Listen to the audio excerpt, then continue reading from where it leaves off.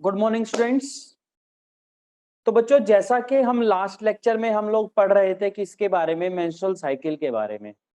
Basically मैंने आपको menstrual cycle की लास्ट वीडियो के अंदर, फर्स्ट पार्ट के अंदर पूरी कंप्लीट मेंस्ट्रुअल साइकिल समझा दी थी कि किस तरह से हमारे हार्मोन्स जो हैं चेंज होते हैं और उनके चेंज होने से क्या क्या फॉलिकल पे चेंज आता है और क्या क्या हमारी एंडोमेट्रियम लाइनिंग की थिकनिंग में डिफरेंस होता है। ठीक है ना। डेज वाइज मैंने आपको ये सब कराया था। ठीक है, लेकिन फिर भी आज बच्चों मैं आपको थ्योरी करवाऊंगा, मेंस्ट्रुअल साइकिल की लिखवाऊंगा और साथ में जो थोड़े से हमारे इंपॉर्टेंट पॉइंट रह गए थे वो सब हम कवर करेंगे। ठीक है,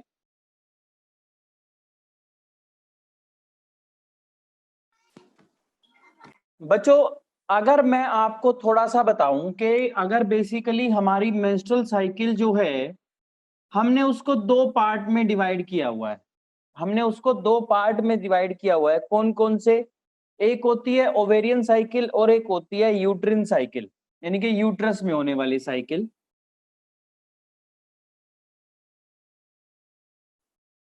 ठीक है, और ये है हमारी यूट्रिन साइकिल। ये कोई डिफरेंस नहीं है बच्चों, या मैं कह सकता हूं कि मेंस्ट्रुअल साइकिल का वो फेज जो ओवरी में होता है और मेंस्ट्रुअल साइकिल का वो फेज जिसके लिए यूट्रस में होता है, यूट्रस रिस्पॉन्सिबल होता है, यानी कि जो चेंजेस हम यूट्रस के अंदर पढ़ते हैं। ठीक है ना। अब कॉमन सी बात है बच्चों, देखो अगर मान लो मैं मेंस्ट्रुअल साइकिल पढ़ रहा हूं, मेंस्ट्रुअल साइकिल में मैं देखूंगा कि सबसे पहले फॉलिकल की ग्रोथ होगी, फॉलिकल अपने आप को मैच्योर करेगा, उसके अंदर एग मैच्योर होगा और फिर ओव्यूलेशन हो जाएगा। और ओव्यूलेशन के बाद वो सेकेंडरी स्पर्मेटोसाइट ओवरी से निकल करके तो फैलोपियन ट्यूब में चला जाएगा, है ना, और आगे यूट्रस की साइकिल शुरू हो जाएगी। सही बात है ना, क्लियर। यानी कि आप यहां पर बेसिकली लिखेंगे कि यहां पर क्या होता है, अप टू 14 डेज की जो साइकिल मैंने आपको लास्ट टाइम कराई थी, अप टू 14 डेज वाली जो साइकिल है, जो चेंजेस हैं वो सारे के सारे ओवेरियन साइकिल का पार्ट है। समझ आया कि नहीं आया? या ओवेरियन फेज आप कह सकते हो, एक ही बात है। समझने की बात बता रहा हूं बच्चों।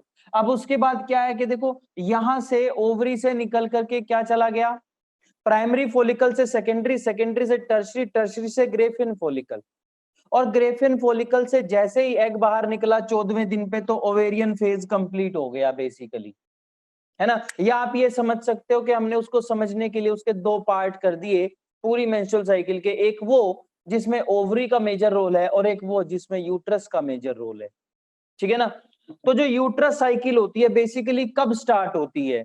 यूट्रिन फेज बेसिकली बच्चों ओव्यूलेशन के बाद शुरू होता है, क्योंकि आपको पता है 14 डेज पे ओव्यूलेशन होता है। अच्छा एक बात बताइए, ओव्यूलेशन हो गया, ये सेकेंडरी oocyte तो चला गया कहां पर, फैलोपियन ट्यूब के अंदर चला गया, बच गया क्या, यहां पे बचा था एम्प्टी फॉलिकल, है ना, जिसका नाम क्या था, जिसका नाम बेसिकली बच्चों हम कॉर्पस ल्यूटियम पढ़ते हैं, लेकिन याद रखना पहले कॉर्पस हेमोरेजिकम बनता है और फिर कॉर्पस ल्यूटियम बनता है। लेकिन मेजर रोल हम कॉर्पस ल्यूटियम का पढ़ते हैं, क्यों? क्योंकि कॉर्पस ल्यूटियम जो है सबसे इंपॉर्टेंट रोल प्ले करता है। तो लिखो कॉर्पस ल्यूटियम प्ले, ये आम बातें इसलिए थोड़ा सा मैं फास्ट हूं थोड़ा सा, क्योंकि ये बातें मैं बहुत बार रिपीट कर चुका हूं, है ना। Corpus luteum play very important role किसमें, यूट्रिन फेज के अंदर। क्यों? क्योंकि यूट्रस की जो ग्रोथ है उसके लिए भी कॉर्पस ल्यूटियम जिम्मेदार है।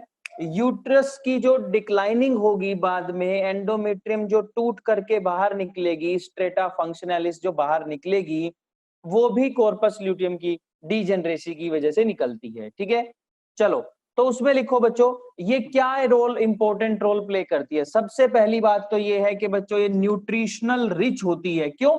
क्योंकि बेबी आएगा यहां पर, ठीक है ना, बेबी को आना है। सर मेंस्ट्रुअल साइकिल में बेबी थोड़ी आएगा, हाँ बच्चों, लेकिन यूट्रस अपने आप को हर मंथ प्रिपेयर करता है for the conceive a baby. समझ आया? यानी कि what happen if egg is not fertilized, if egg is not fertilized then uterus prepare themselves every month to conceive a baby। ठीक है ना, यूट्रस हर मंथ अपने आप को प्रिपेयर करता है किसके लिए, एक बेबी को कंसीव करने के लिए। And for this purpose the wall of the uterus become thick and spongy. समझ आया? अब थिक कौन होगा? एंडोमेट्रियम होगी। क्यों हुई? क्योंकि वो सोच रहा है कि भाई जब मेंस्ट्रुअल साइकिल चल रही है तो बाय चांस फर्टिलाइजेशन हो सकती है, इसीलिए अपनी लेयर की मैच्योरेशन की जाए। समझ आया? तो क्या होता है, कॉर्पस ल्यूटियम क्या करेगा? कॉर्पस ल्यूटियम क्यों? क्योंकि वो न्यूट्रिशनल रिच रहेगा। आपको पता है ना कैसे रहेगा न्यूट्रिशनल रिच? क्योंकि वहां पे ब्लड वेसल बहुत ज्यादा होंगे, वहां पर ग्लैंडुलर एक्टिविटी बहुत ज्यादा होगी। तो लिख लो बच्चों यहां पे कैसे, nutritional rich plus glandular activity high.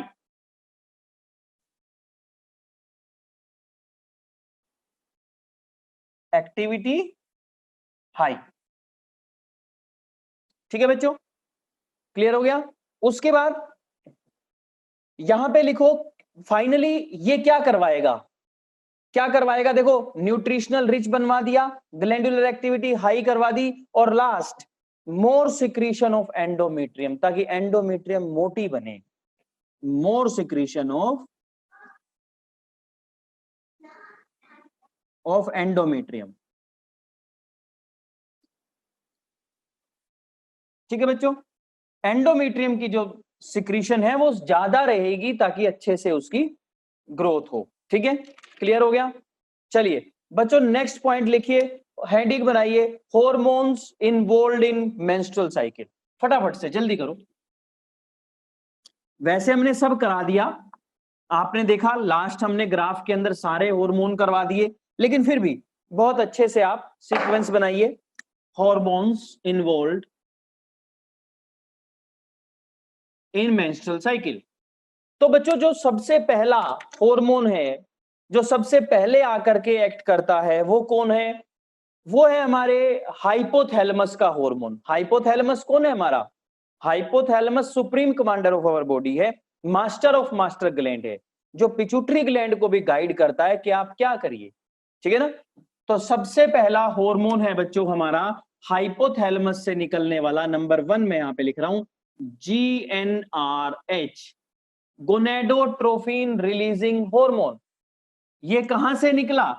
Released by hypothalamus. पता है ना हाइपोथैलेमस क्या? 11th में भी कराया था, the floor of the diencephalon is called as hypothalamus. सबसे बड़ी एंडोक्राइन ग्लैंड है ये। ठीक है, क्लियर हो गया? बड़ी इन द सेंस साइज वाइज नहीं कह रहा बच्चों, रोल वाइज कह रहा, क्योंकि ये पिट्यूटरी ग्लैंड को कोऑर्डिनेट करती है, और पिट्यूटरी ग्लैंड हमारी बॉडी की बाकी most of the other gland को कोऑर्डिनेट करती है। समझ आया कि नहीं आया? तो सबसे पहले आया GnRH, हाइपोथैलेमस ने सिक्रीट किया। लेकिन बच्चों आपने क्या याद रखना है कि कभी भी GnRH ना कॉन्टिन्यूअसली सिक्रीट नहीं होता। GnRH कभी भी कॉन्टिन्यूअसली या रेगुलर मैनर में सिक्रीट नहीं होता। ठीक है ना? ये हमेशा इंटरवल, थोड़ा थोड़ा रिलीज होता है, थोड़ी थोड़ी देर के बाद, या आप इसे कह सकते हैं पल्सेटाइल मैनर। ठीक है ना?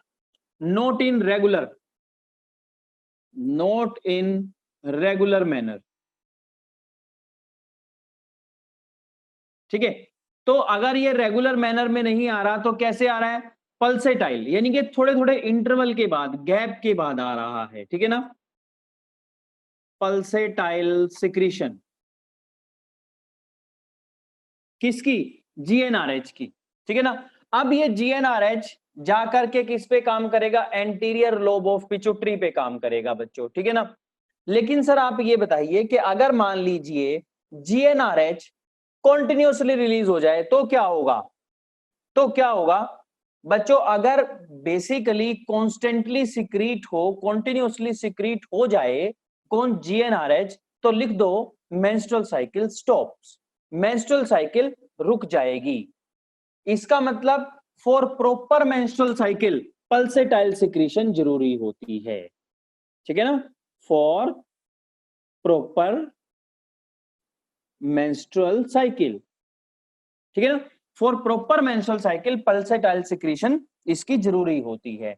यानी कि इस तरह नहीं आएगा देखो कि वो सिक्रीट हो ही रहा है, ऐसे नहीं होगा, ऐसे होगा थोड़ा सा हो गया, फिर थोड़ा सा हो गया, फिर थोड़ा सा हो गया, फिर थोड़ा सा हो गया, इस तरह से। समझ आ गया? क्लियर? चलो उसके बाद नेक्स्ट हार्मोन FSH और LH। क्यों? क्योंकि ये जाकर के किसके ऊपर काम करेगा? ये हमेशा एक्ट करता है, हाइपोथैलेमस से निकलता है और एक्ट करता है हमेशा कहां पर, एंटीरियर पिट्यूटरी के ऊपर। पता है ना बच्चों, आपको करा रखा है आपको, है ना, 11th में पढ़ाया था लास्ट लेक्चर में, लास्ट चैप्टर के अंदर। चलो, तो अब क्या हुआ, सेकंड हार्मोन है बच्चों हमारा FSH और थर्ड हार्मोन है बच्चों हमारा LH। बेसिकली ये दोनों GnRH के रिस्पॉन्स में निकलते हैं। तो अगर मान लीजिए GnRH पल्सेटाइल है, तो क्या मैं मान सकता हूं कि FSH स्टार्टिंग में कॉन्टिन्यूसली निकलेगा? नहीं निकलता। ये भी बेसिकली इसके रिस्पॉन्स में बेसिकली पल्सेटाइल सिक्रीशन में ही निकलता है। और हमने पढ़ा भी था कि स्टार्टिंग में इनकी अमाउंट कम होती है, पढ़ा था ना हमने, है ना। चलिए, तो ये जो FSH और LH हैं, दोनों के दोनों क्या हैं, कहां से निकलते हैं? दोनों के दोनों एंटीरियर पिट्यूटरी से निकलते हैं, ठीक है। और ये क्या है? These are the gonadotrophic hormone. लिख दो इसके बारे में, लिख दो गोनेडोट्रोफिक हार्मोन।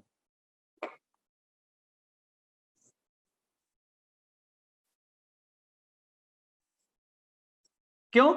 क्योंकि गोनेड्स के ऊपर जाकर ये काम करते हैं भाई, है ना, गोनेडोट्रोफिक हार्मोन, ठीक है।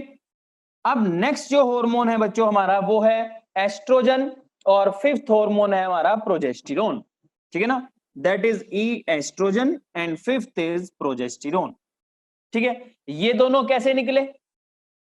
आपको पता है, जब ये दोनों हार्मोन जाकर के ओवरी पे काम करेंगे, वहां से ये दोनों सिक्रीट होंगे। समझ आया कि नहीं आया? इन्हें सिक्रीट कौन करता है? देखिए, अभी तक आपको लग रहा है कि कॉर्पस ल्यूटियम, लेकिन ऐसा नहीं बोलना बच्चों। No doubt progesterone corpus luteum ही सिक्रीट करता है, लेकिन कॉर्पस ल्यूटियम है क्या? कॉर्पस ल्यूटियम ही तो बच्चों हमारा फॉलिकल है ना। वही फॉलिकल तो है जो पहले हमारे एग को रखे हुए था अपने पास, कोई अलग चीज थोड़ा है, ठीक है ना। क्लियर हो गया? तो इसके लिए लिखो कौन कौन सिक्रीट करता है। Follicle cell of growing follicle, है ना, पढ़ा है हमने। Number 1, follicle cells of growing follicle. अच्छा, और बताओ कौन सिक्रीट करता है, और बताओ। हमने एक थिक्का इंटरना पढ़ी थी, सिक्रीटरी इन नेचर थी। लिख दो बच्चों, थिक्का इंटरना पढ़ी थी ना, सिक्रीटरी इन नेचर थी जो हमारी, है ना। उसके बाद कॉर्पस ल्यूटियम, उसके बाद कौन? कॉर्पस ल्यूटियम भी इन्हें सिक्रीट करता है। कॉर्पस ल्यूटियम की सेल भी इन्हें इसे सिक्रीट करती है, ठीक है। और ये दोनों है कौन बच्चों? लिख दो, स्टीरॉयडल हार्मोन। क्या है? स्टीरॉयडल हार्मोन है, ठीक है। तो ये हमारे 5 हार्मोन जो हैं वो इन्वॉल्व हैं किसमें? हमारे मेंस्ट्रुअल साइकिल के अंदर, ठीक है। क्लियर?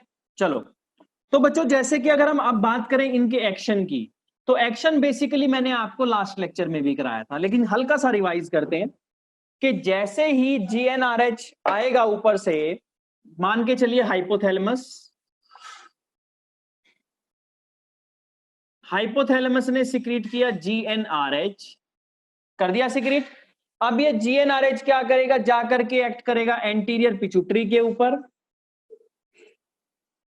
एंटीरियर पिट्यूटरी 2 हार्मोन बनाएगी, कौन से? FSH एंड LH, ठीक है बच्चों।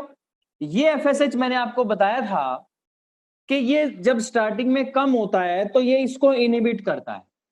एस्ट्रोजन जब कम बनेगा ना इसकी प्रेजेंस में, और अगर ये बन भी जाए, बेसिकली स्टोर वहीं होगा, और स्टोर होने के बाद अगर ये नीचे आ भी जाए तो इसके रिसेप्टर नहीं होते।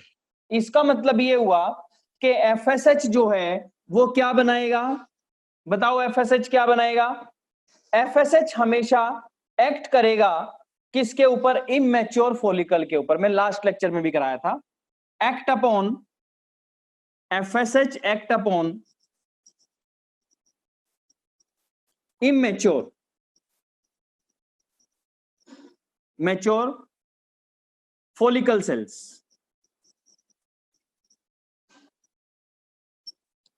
ठीक है। इमैच्योर फॉलिकल्स के ऊपर ये एक्ट करेगा, क्यों? क्योंकि यहां पर इसके रिसेप्टर हैं, किसके लिए? एस्ट्रोजन के लिए, ठीक है ना। अब यहां पर इसके रिसेप्टर हैं तो ये एस्ट्रोजन बन जाएगा, है ना, क्योंकि इसके पास क्या है? रिसेप्टर। इसके लिए नहीं है, बताया था ना मैंने आपको। अगर ये आ भी जाए ना ऊपर से सिक्रीट होके तो एक्ट नहीं कर सकता। क्यों? क्योंकि इसके रिसेप्टर यहाँ फॉलिकल सेल्स के ऊपर नहीं होते स्टार्टिंग में, इमेच्योर के ऊपर, ठीक है ना। जब मैच्योर हो जाएंगे तब होते हैं। अब क्या होगा? एस्ट्रोजन, ठीक है बच्चों, एस्ट्रोजन आ गया। अब ये एस्ट्रोजन क्या करेगा? एस्ट्रोजन जो है फॉलिकल की इमेच्योर फॉलिकल्स जो हैं, follicle cells of immature follicle, वो सिक्रीट करती रहेंगी इसे, ठीक है ना। और ये हमारा फर्स्ट हाफ का डोमिनेंट हार्मोन है। ये भी मैंने आपको लास्ट टाइम बताया था। ये क्या है? Dominant hormone of first half.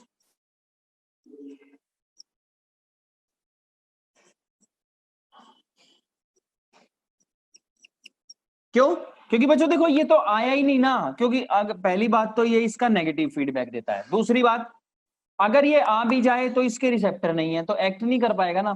तो डोमिनेटिंग हार्मोन कौन हुआ? फर्स्ट हाफ का एस्ट्रोजन। क्लियर हो गया? ठीक है, चलो ये कुछ एक पॉइंट है बच्चों जो मैं आपको एक्स्ट्रा करा रहा हूं, ठीक है। अब बच्चों आ गया कि एस्ट्रोजन अब क्या करेगा, तो लिखो role of estrogen. Next point बनाओ बच्चों, रोल ऑफ एस्ट्रोजन। एस्ट्रोजन क्या करता है? पहला पॉइंट लिखो, स्टिमुलेट स्ट्रेटम या thickening of estrogen, stimulate thickening of stratum functionalis, ठीक है ना। उसकी थिकनेस को बढ़वाएगा, ठीक है ना। और आप इसे बोल सकते हैं और प्रोलिफरेट एंडोमेट्रियल टिश्यू, ठीक है ना, और प्रोलिफरेट एंडोमेट्रियल टिश्यू। अरे ये लेयर किसकी है? एंडोमेट्रियम की तो है, तो एंडोमेट्रियल टिश्यू ही तो हुआ। सही बात है ना, कंफ्यूज नहीं होना बच्चों बिल्कुल भी, अलग चीज नहीं है, वही चीज है, ठीक है ना। चलो अब क्या हुआ कि मैंने बताया था आपको स्लो इंक्रीज जो था हमारा स्टार्टिंग के अंदर किसका? एस्ट्रोजन का। उसने क्या किया? उस टाइम पे थोड़ी सी अमाउंट प्रोजेस्टेरोन की भी थी, लेकिन वो नेगेटिव फीडबैक था, ठीक है ना। और उसने क्या किया? आप लिखो बच्चों, in starting LH is synthesized but always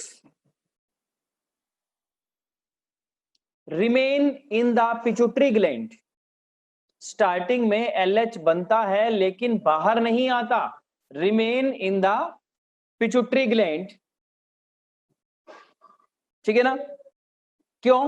लिखो, initially slowly increase estrogen, initially slowly increase estrogen stops the secretion of LH, ठीक है। नेक्स्ट पॉइंट, sudden rise of estrogen after 10th day, sudden rise of estrogen after 10th day, ये क्या करेगा? Produce a positive feedback. अब लिखो, provide a positive feedback. पहले उसने नेगेटिव दिया था, अब पॉजिटिव देगा, ठीक है। और 10th डे पे एस्ट्रोजन इंक्रीज कैसे हुआ? बेसिकली क्या हुआ, 10th डे पे GnRH जो है वो भी इंक्रीज हो जाता है। उसने पॉजिटिव फीडबैक दिया ना, तो GnRH को कहा कि अब भाई आप भी ज्यादा आओगे तभी तो मैं ज्यादा आऊंगा ना, ठीक है ना। तो पॉजिटिव फीडबैक दिया जिससे GnRH इंक्रीज हो गया। GnRH इंक्रीज हुआ तो दोनों इंक्रीज हो गए, FSH भी इंक्रीज हो गया और LH भी इंक्रीज हो गया। अब देखो कॉमन सी बात है, अब LH इंक्रीज भी हो गया और पहले जो रिलीज हो रहा था वो भी थोड़ा सा वहीं पर इकट्ठा हो रखा था, कहां पर? पिट्यूटरी के अंदर, ठीक है ना। क्लियर? तो दोनों हो गया। तो इसीलिए क्या हुआ, इसी रीजन की वजह से देखो LH स्टोर्ड, मैं सिंपली लिख रहा हूं समझाने के लिए आपको, प्लस LH इंक्रीज। ये LH स्टोर कब था? कब हो रहा था? बिफोर 10th डे, और 10th डे के बाद ये ज्यादा हो गया, तो इनकी वजह से क्या हुआ? LH सर्ज हुआ। LH सर्ज का मतलब है ज्यादा अमाउंट में LH का प्रोड्यूस होना। क्या हो गया? LH सर्ज हो गया बच्चों। ठीक है, क्लियर हो गया? अब लिखो, due to the LH meiosis 1 is completed. ठीक है, क्लियर हो गया कि LH की वजह से ही meiosis 1 कंप्लीट होती है। या अगर आप फंक्शन लिखना चाहो, फंक्शन ऑफ LH, बेसिकली आपकी बुक में दिया हुआ है कि ओव्यूलेशन कराता है, बस ओव्यूलेशन दिया हुआ है आपकी बुक के अंदर। ठीक है, केवल आपकी बुक के अंदर क्या दिया हुआ है? ओव्यूलेशन दिया हुआ है। ठीक है, लिखो आप number 1 function of LH। Number 1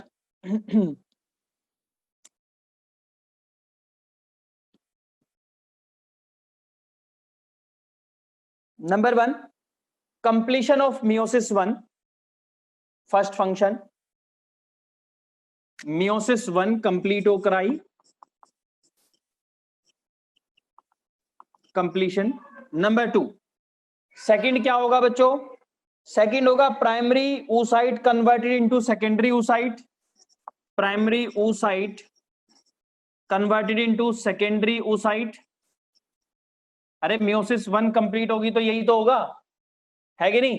meiosis 1 complete होती है तभी तो प्राइमरी oocyte सेकेंडरी oocyte में कन्वर्ट होता है।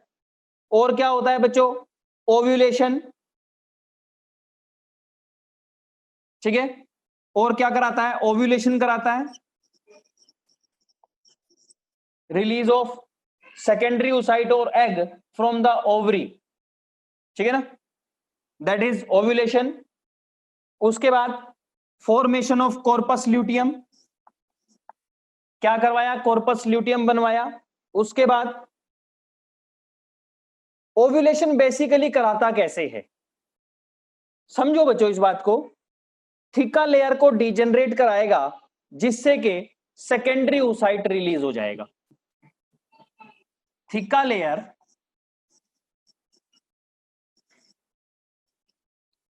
डीजेनरेशन और डीजेनरेट, जिससे क्या होगा? And release of secondary oocyte। ठीक है बच्चों, और सेकेंडरी oocyte जो है रिलीज हो जाएगा। ठीक है, एक नोट डाल के एक छोटा सा पॉइंट लिखो कि LH सर्ज आता कब है। अब आपने ये समझा देखो कि बच्चों ये ओव्यूलेशन कराएगा, ओव्यूलेशन हो रही है 14 दिन पे, हो रही है ना? लेकिन आप समझो कि जब ये आया होगा उसके बाद ही तो ओव्यूलेशन हुई होगी ना, यानी कि ये ओव्यूलेशन के टाइम पे नहीं आता, ओव्यूलेशन से पहले आता है और एस्ट्रोजन के साथ मिलकर के क्या करवाता है? ओव्यूलेशन करवाता है। तो इसका मतलब लिखो LH सर्ज कब होता है? 16 to 24 hours before ovulation. Ovulation के 16 से 24 घंटे पहले आता है। ठीक है ना, क्लियर हो गया? अब डिफरेंस क्या है? LH पहले आया था, LH सर्ज बाद में आया, कोई डिफरेंस नहीं है बच्चों। स्मॉल अमाउंट में अगर कोई आ रहा है तो हम उसे सिंपल हार्मोन कह देंगे, और अगर वो ज्यादा अमाउंट में आ रहा है तो उसको सर्ज कह देंगे। समझ आया? बल्क में अगर वो आए, ठीक है ना, तो LH सर्ज समझ आया। लास्ट पॉइंट लिखो बच्चों यहां पर कि अगर बच्चों LH सर्ज नहीं आएगा, अगर LH सर्ज ना हो तो क्या होगा? लिखो in the absence of LH surge ovulation नहीं होगी, इसीलिए एनओव्यूलेटरी फेज लिख दो। In the absence of LH surge क्या होगा? एनओव्यूलेटरी फेज। ठीक है ना, जो ड्यूरेशन है मेंस्ट्रुअल साइकिल की, ओव्यूलेशन की, सब चेंज हो जाएगी। ठीक है ना, क्लियर हो गया? लिख दो, अगर LH सर्ज नहीं होगा तो क्या होगा? एनओव्यूलेटरी फेज हो जाएगा, जिससे कि ओव्यूलेशन नहीं होगा, और जो ड्यूरेशन है, क्योंकि वो ड्यूरेशन चेंज हो गई है इसीलिए तो हुआ। ठीक है, क्लियर हो गया? तो ये था बच्चों हमारा कॉमन इंपॉर्टेंट पॉइंट। अब मैं आपको थ्योरी लिखवाता हूं, वैसे मैं आपको सब कुछ करवा चुका हूं, लेकिन आप मेरे साथ साथ थ्योरी लिखेंगे। ठीक है, तो लिखो number 1, menstrual cycle consist of 3 phase. जैसे कि आपने सबसे पहले लिखा था नंबर 1, पहले 5 दिन जो होता है मेंस्ट्रुअल ब्लीडिंग फेज होता है, पढ़ा था ना? लिखो मेंस्ट्रुअल और ब्लीडिंग फेज सबसे पहला। बच्चों देखो मेरे माइंड में क्या आता है और आपके माइंड में क्या आ रहा होगा कि सर जब कोई चीज बनेगी तभी तो टूटेगी ना। लेकिन बच्चों पता क्या है, सबसे पहली मेंस्ट्रुअल साइकिल का कब पता चला? जब मेंस्ट्रुअल ब्लीडिंग हुई तभी तो पता चला ना। इसीलिए हम जब जब हमारे माइंड में जाता है तो ये जाता है कि सर देखो जब एक फॉलिकल की फॉर्मेशन होनी स्टार्ट होगी तब से मेंस्ट्रुअल साइकिल स्टार्ट होगी, और जब वो डीजेनरेट हो जाएगा तब पूरी हो जाएगी, यानी कि डीजेनरेशन पे 28 डेज होंगे। लेकिन ऐसा नहीं है बच्चों, क्यों? इसका रीजन ये है कि जो फीमेल की जो साइकिल होती है बेसिकली वो तो बहुत पहले से शुरू हो जाती है, लेकिन हम कंसीडर कहां से करते हैं? जब पहली बार मेंस्ट्रुअल फ्लो हुआ था तब से कंसीडर करते हैं, इसीलिए। ठीक है ना? क्लियर हो गया? तो लिखो मेंस्ट्रुअल और ब्लीडिंग फेज। देखो this phase last for about 4 to 5 days. This phase lasts for about 4 to 5 days. It involves number 1, क्या क्या चेंज होंगे लिखो बच्चों मेरे साथ, क्योंकि पीछे से एग आ चुका होगा, एग इन द सेंस के सेकेंडरी oocyte आ चुका होगा। तो लिखो if fertilization doesn't occur the secondary oocyte undergo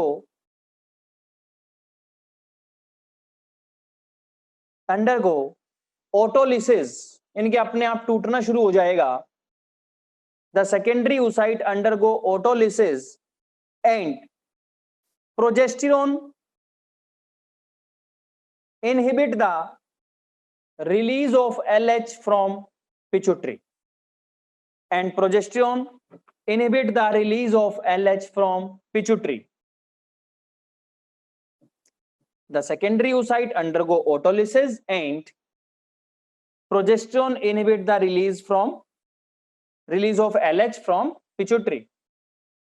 ठीक है? क्लियर? या बच्चों आप ध्यान से समझ लो, मैं अभी पिक सेंड कर देता हूं आपके ग्रुप के अंदर, ठीक है ना? आप ध्यान से समझ लो। पहला फेज लिखना मेंस्ट्रुअल और ब्लीडिंग फेज, दूसरा फेज होगा फॉलिकुलर फेज, और तीसरा फेज होगा ल्यूटियल और सेक्रेटरी फेज। ये मैंने आपको लिखवाए भी हुए हैं, ठीक है? चलो मैं आप सुनेंगे ध्यान से, वही थ्योरी एज इट इज मैं आपके सामने रिपीट कर रहा हूं। Reduction of LH level causes regression of corpus luteum by autolysis. जैसे ही एलएच कम होगा तो रिग्रेशन हो जाएगी कॉर्पस ल्यूटियम के अंदर, and consequent fall in the progesterone level in the blood, जिससे कि प्रोजेस्टेरोन लेवल मदर ब्लड के अंदर कम हो जाएगा। ठीक है ना? जिससे रिजल्ट क्या निकलेगा? यूट्रस की जो लाइनिंग है वो डिक्रीज करने लगेगी। तो सुनेंगे ध्यान से, the uterine lining dies due to deficiency of progesterone and slough off, और वो टूट करके बाहर निकलनी शुरू हो जाएगी। ठीक है ना?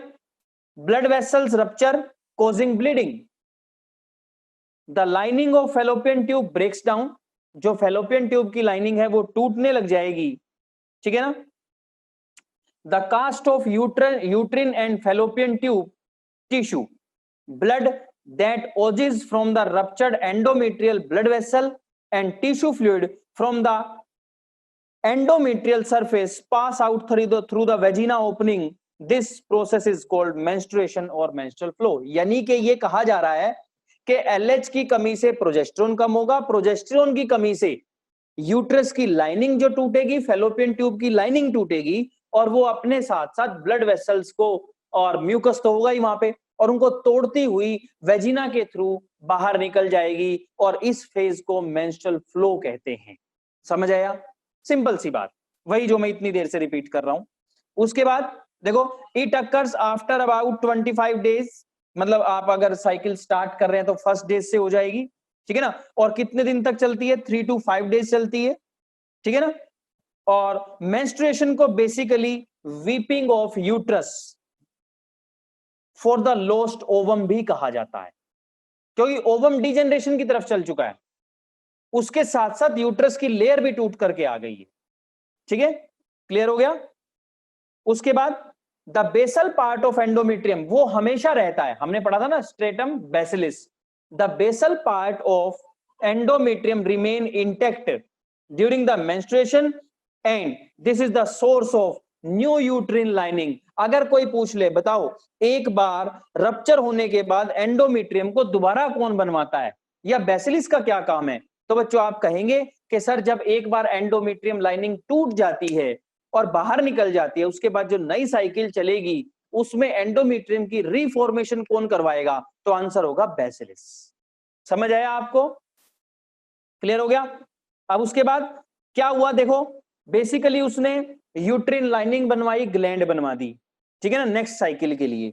उसके बाद lowered level of progesterone and estradiol यानी कि एस्ट्रोजन, जो ये इस टाइम पर एंड जो हमारे मेंस्ट्रुअल ब्लीडिंग के टाइम पर एस्ट्रोजन और प्रोजेस्टेरोन दोनों का लेवल कम होता है, ठीक है ना, वो क्या करता है,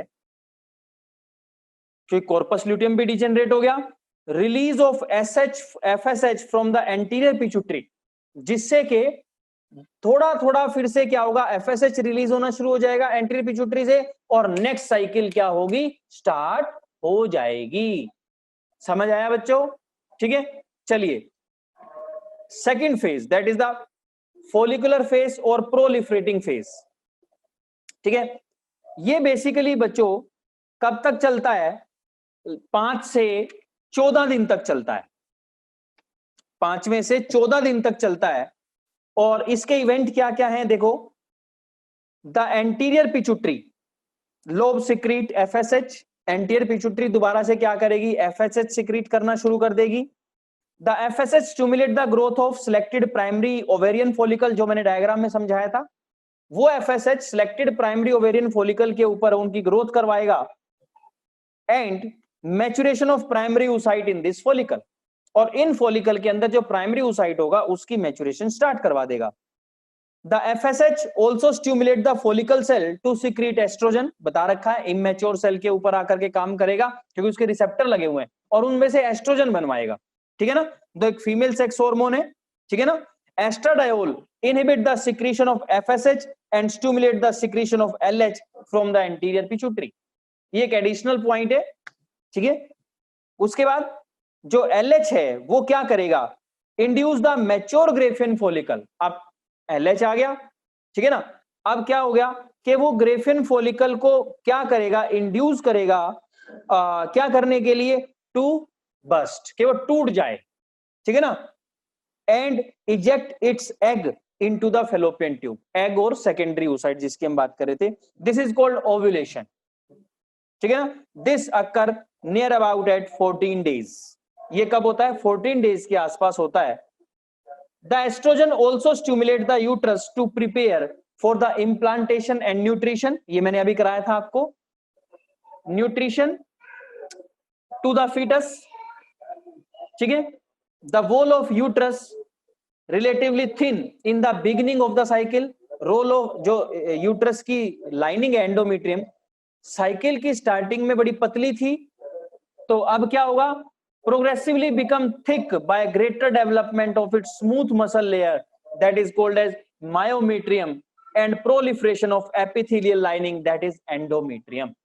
समझ आया कि जैसे जैसे एस्ट्रोजन, मैंने रोल लिखवाया आपको, ये रहा, स्टिमुलेट द थिकनिंग ऑफ फंक्शनलिस, है ना, कि एस्ट्रोजन उसको बनवाना शुरू कर देगा, the blood vessel in the endometrium become long and coiled, मैंने आपको बहुत बार बता रखा है कोइल्ड हो जाते हैं वहां पर ज्यादा सप्लाई करने के लिए। Gland develop which secrete the nutritive fluid into the uterine cavity, ठीक है। लास्ट पॉइंट है बच्चों हमारे सेकंड फेज का, under the influence of estrogen the lining of fallopian tube is thick and its cilia and their movement are increased, estrogen की वजह से ही फैलोपियन ट्यूब की लाइनिंग भी थिक हो जाती है, जो मैंने अभी अभी आपको बताई थी, और उसके अंदर सीलिया की एक्टिविटी जो है वो हाई हो जाती है, ठीक है। These changes prepare the fallopian tube for conceiving the ovum into the uterus, sorry conveying, conceiving नहीं कन्वेइंग, जिससे कि सीलिया की एक्टिविटी से जो हमारा ओवम होगा वो किसकी तरफ दौड़ेगा, हमारे यूट्रस की तरफ मूव करेगा। ये भी आपने पहले पढ़ा हुआ है। लास्ट है बच्चों ल्यूटियल और सिक्रेटरी फेज। अब ल्यूटियल और सिक्रेटरी क्यों कहा? क्योंकि सबसे ज्यादा अमाउंट यहीं पर होती है और एंडोमेट्रियम लाइनिंग की थिकनिंग भी सबसे ज्यादा थिकनेस यहीं पर होती है। अगर फर्टिलाइजेशन हो जाएगी एज इट इज रहेगा, नहीं होगी तो दोबारा से मेंस्ट्रुअल साइकिल दोबारा चलेगी, ब्लीडिंग दोबारा हो जाएगी। ठीक है, चलो। This phase last for about near about 10 to 12 days. It involves the following event. Number one, peak of LH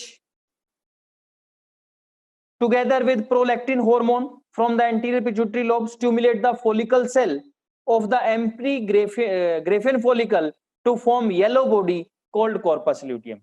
बच्चों मैं इतनी जल्दी इसलिए करा रहा हूं क्योंकि मैं ये चीजें सारी करा चुका हूं आपको, लेकिन आपको केवल एक बार थ्योरी में इसको समराइज करना है। ठीक है, अभी मैं पिक भी सेंड करूंगा आपको। ठीक है, the corpus luteum secrete another ovarian hormone named as progesterone. अब तक केवल एस्ट्रोजन आ रहा था, and a smaller amount of oestrogen.